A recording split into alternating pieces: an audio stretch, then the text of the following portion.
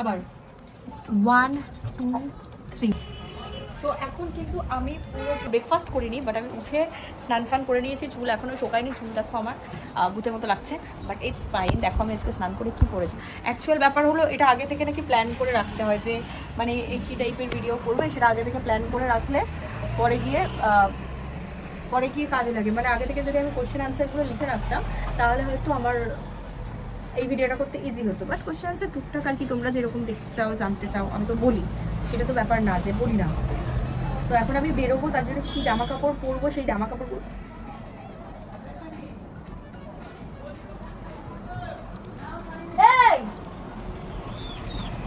সেই জামা কাপড়গুলো আমি এখন বের করবো, মানে ডিসাইড করবো আর কি কোন জামা কাপড়টা পরলে বেটার লাগবে। তো চলো সবার আগে আমি আলমারিটা খুলি। দেখো আমার আলমারিতে কত জামা কাপড়, বাট স্টিল আমার মনে হয় আমার পরার জন্য কোনো জামা কাপড়ই নেই। কি করবো, কি করা যায়? কোথাও ভালো কোথাও যাওয়ার হলে বা বেরোনোর সময় কি পরলে ভালো লাগে?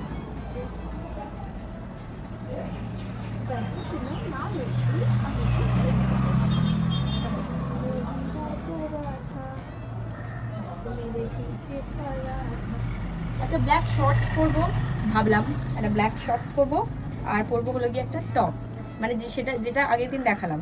তো সবার আগে আমি কি করবো, শর্টসটা বের করি, ঠিক আছে? শর্টস অ্যান্ড টপটা বের করি। সিন্স তোমাদের সকলে আমার ট্রানজিশন খুব ভালো লেগেছে, তো এখন আমি করতে চলেছি ট্রানজিশন। এরকম নেব, এরকম পরবো, ঠিক আছে? 1 2 3 কমপ্লিট প্যান্ট। এরপর আমি পরবো হলো যে ব্রালেট টপ, তার উপরে একটা শার্ট, বিকজ বাইরে অনেক গরম। তো আবার 1 2 3। তো এখন কিন্তু আমি পুরোপুরি রেডি, মানে পুরোপুরি রেডি বলতে এটা তো করেছি, এর উপর একটা শার্ট পরবো, বাট এটা যেহেতু একটা লেস টপ, অফকোর্স এরকম কিছু না কিছু তো করতেই হয়, বিকজ বাইরে বেরোচ্ছি।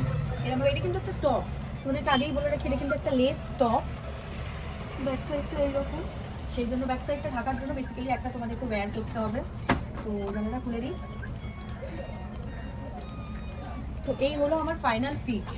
ওকে, ফাইনাল ফিট। এবার আমি পরবো শার্ট। এই শার্টটা ভাবছি পরবো এর সাথে, যেহেতু এটাতে একটু ব্ল্যাক আছে। এটা লি কুপার দিয়ে নেওয়া, এটা মনে হয় শকুন্তলারই গিফট করেছিল মায়ের বার্থডেতে।